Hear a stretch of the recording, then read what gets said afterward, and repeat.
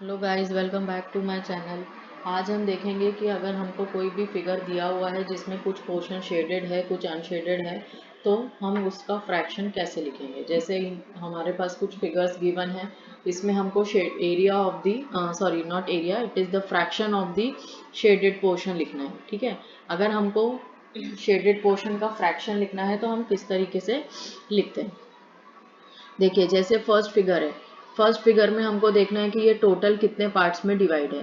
तो जैसा कि हम देख रहे हैं कि ये 1 2 3 4 टोटल 4 पार्ट्स में डिवाइड है, तो इसलिए हम इसका डिनोमिनेटर वैल्यू लिखेंगे 4। और क्योंकि 4 में से टोटल जो शेडेड पोर्शन है वो है 2, तो इसीलिए इसका फ्रैक्शन बनेगा 2/4। अब क्योंकि 2/4 और सिंप्लीफाई हो सकता है 2 से, तो हम इसको और ज़्यादा सिंप्लीफाई करके 1/2 भी लिख सकते हैं। ठीक है, नेक्स्ट फिगर देखते हैं। अब नेक्स्ट फिगर का अगर हमको फ्रैक्शन लिखना है तो देखिए, यहाँ पर हमारे पास एक सर्कल है जो कि कंप्लीटली शेडेड है, यानी पूरा शेडेड है। तो यानी ये पूरा कंप्लीट आ गया, तो इसका फ्रैक्शन बनेगा 1। क्योंकि ये कंप्लीट है तो ये हो गया 1। अब जो सेकेंड फिगर है, मतलब उसी के संग, लेकिन वो 4 पार्ट्स में डिवाइडेड है जिसमें से सिर्फ एक पोर्शन शेडेड है। तो जैसा हमने फर्स्ट फिगर में लिखा वैसे ही हम इसका फ्रैक्शन लिखेंगे। तो ये वाला जो सर्कल है ये टोटल 4 पार्ट्स में डिवाइडेड है, तो यानी इसकी डिनोमिनेटर वैल्यू हो जाएगी 4 और न्यूमरेटर वैल्यू हो जाएगी 1, क्योंकि कि इसका शेडेड रीजन कितना है 1। तो इस तरीके से ये एक मिक्स्ड फ्रैक्शन है।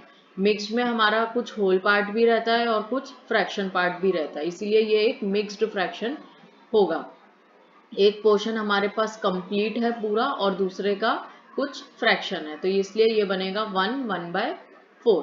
अब देखिए, मिक्स्ड को आपको कन्वर्ट करके लिखना है इम्प्रॉपर में, तो हम कैसे लिखते हैं, जो भी हमारा डिनोमिनेटर है वो पहले होल पार्ट से मल्टीप्लाई होगा। तो इसको हम कन्वर्ट कैसे करते हैं, 4 × 1, और उसमें हमारा न्यूमरेटर वैल्यू प्लस हो जाता है, अपॉन जो भी डिनोमिनेटर है वैल्यू है वो एज इट इज रहेगा। तो अगर आपको इसको मिक्स्ड को कन्वर्ट करना है इम्प्रॉपर में, अगर आपको मिक्स्ड फ्रैक्शन दिया हुआ है उसको इम्प्रॉपर में कन्वर्ट करना है, तो हम कैसे करते हैं। तो ये हो गया हमारा 4 × 1, 4 4 + 1 5। तो इसीलिए इसको अगर हम इम्प्रॉपर में लिखें तो मिक्स्ड फ्रैक्शन इम्प्रॉपर में बन जाएगा 5/4। इस तरीके से आप किसी भी मिक्स्ड फ्रैक्शन को कन्वर्ट करके इम्प्रॉपर में लिख सकते हैं। अब अगर हम ये वाला फिगर देखें तो जो ट्राइंगल है ये टोटल 2 पार्ट्स में डिवाइड है, तो इसलिए इसका डिनोमिनेटर वैल्यू होगी 2। और क्योंकि दो में से एक पोर्शन ही शेडेड है, तो इसीलिए इसका फ्रैक्शन हो गया 1/2।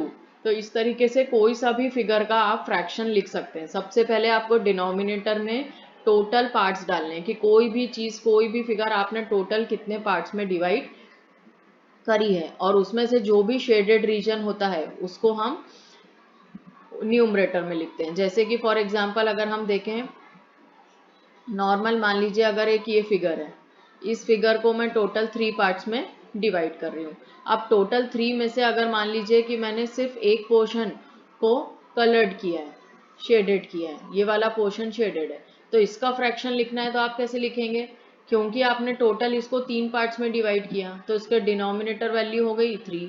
और 3 में से अगर आपको शेडेड रीजन का फ्रैक्शन लिखना है तो शेडेड पार्ट कितना है 1, तो इसलिए इसका फ्रैक्शन हो जाएगा 1/2। अब ये जो 1/2 आया है ये शेडेड पोर्शन आया है, यानी शेडेड पोर्शन का हमने फ्रैक्शन लिखा है।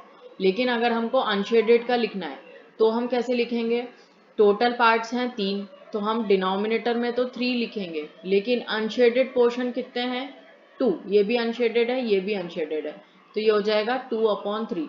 तो ये जो 2/3 आया ये हमारा अनशेडेड पोर्शन का फ्रैक्शन आया, यानी जो पोर्शन शेडेड नहीं है उसका फ्रैक्शन होगा 2/3। इस तरीके से अगर हम ये वाले फिगर में अनशेडेड देखें तो अनशेडेड हो गया 1/2।